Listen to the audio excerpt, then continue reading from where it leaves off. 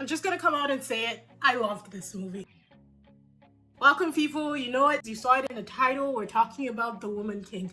Go ahead and like, subscribe, hit that notification bell so you know when I post new videos and you don't miss a thing. Let's get into this review.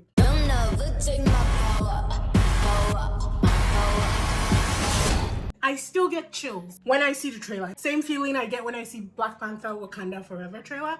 Every single time. Directed by Gina, Prince-Bythewood. This story follows a group of West African warrior women who existed in the 1800s in Dahomey, a country which would be where present-day Republic of Benin is. The story was a fictional portrayal of non-fictional events. Although this movie ended on a lighter note, the actual story is a lot darker and a lot more twisted, which is where a lot of the controversy right now around this movie is based and focused on. Today, however, I will be focusing on this story and this movie alone. Let's get into some of the characters and just break down some of my favorite moments. Nanisca, you're asking me to take them to war. The king, who was played by John Boyega, was absolutely fantastic. He was great. That is how a lot of old time West African Nigerian, I'm Nigerian, so that's what I grew up with, but that's how a lot of the Nigerian kings of past were depicted, and he got it. Like, he was spot on. He's also West African, he's also Nigerian, so I fully expected him to kill the accent, and he did it well. I found myself focused on the king whenever he was on screen. It was just that on-screen presence of like, whoa, reverence, this is royalty, you gotta pay homage, you know? And I thought that was done beautifully. That was translated to us by mostly body language. So I thought it was perfect acting. I found that the entire story was even more about Nawi, who was played by Tuso Mbedu. I hope I'm saying her name right. And yes, it was focused on the women warriors, the Agojie warriors, but it was more about Nawi and her own character development. And I really liked that because there were a lot of plot twists that I called, but they were still so surprising. There was so much complexity to this story. It wasn't just about women warriors and how they live their day-to-day lives, you know? There was more to it. There was more substance. And that was one of the things that I wondered about. Even when I saw the trailer, I knew I was going to watch this movie regardless. I was like, but what else is it going to be about? What else is the story going to be? Because we can't just follow Agojie warriors everywhere they go if there's no story behind it. And Gina Prince-Bythewood really brought that to life in this story. Coming back to Nawi, who is played by Tuso Mbedu, I love this chick. Like, I love her. When I first saw her in Sugar, which was the first time I'd ever seen her in anything, I was like, I love this girl. I want to see her in more. I hope that she is able to break the international barrier because she is somebody that everybody needs to experience. And it was no different. Nawi was fan-freaking-tastic. From stunts to acting to the accent to delivery to facial expressions to body language. She nailed every single thing that they threw at her. She is amazing. The fight sequences were also done so well. I was so distracted by this movie. I didn't really focus on stunt doubles or seeing how much of that was used. I think when I watch it again, I'll be able to spot a lot more. But the first time around, I was just captivated. The fight sequences were beautiful.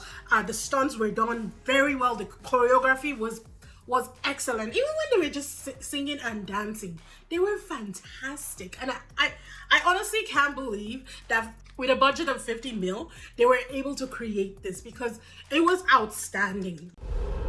We are Dahomey! So moving on to Nanisca, who is played by none other than Viola Davis, and the General. God, what can I say? I will say that sometimes the accent did slip, but not enough for me to take away from her performance. Viola Davis is a master at her craft. She is phenomenal. And her as Nanisca, which is such a beautiful, badass name, by the way. I love that name.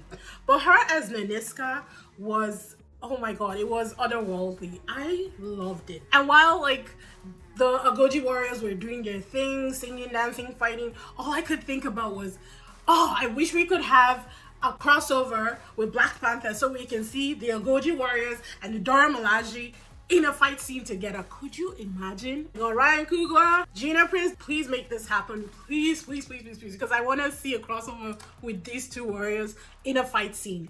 I don't care if they're fighting each other or if they're fighting against a new enemy. I think I'll prefer them fighting against a new enemy. But I want to see that. I need to see that. It will be everything. I thought that the individual characters, they were all fantastic. I loved Sheila Atim. First thing that I'd seen her in was Doctor Strange, which was a letdown, but she was okay in it. And then in this, like, she had more of a main role, and she was the lieutenant, the second in command. And I loved it. She was great.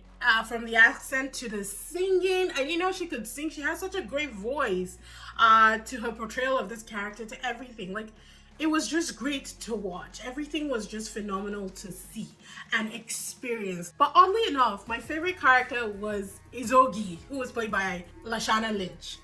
I mean, from the accent to the fight scenes to the choreography to literally killing a man with her fingers and still managing to be the funniest person on screen was just beyond. She was great. And I think what impressed me the most was how well she got the accent, because there are some things that she was saying, some things that she was doing, you know, some tics and everything that West African people really do. And the delivery was just spot on. And I am so grateful that she was cast as this character. Her performance was a 10 out of 10. Without question. Huge shout outs to everybody in this movie, from Jimmy Odukoya to John Boyega. Like, everybody did what they came to do. And it showed in the end product. From visuals to music to stunt choreography to dancing choreography, it all hit the mark. They did absolutely great, and they should be 100% proud of what they put out there.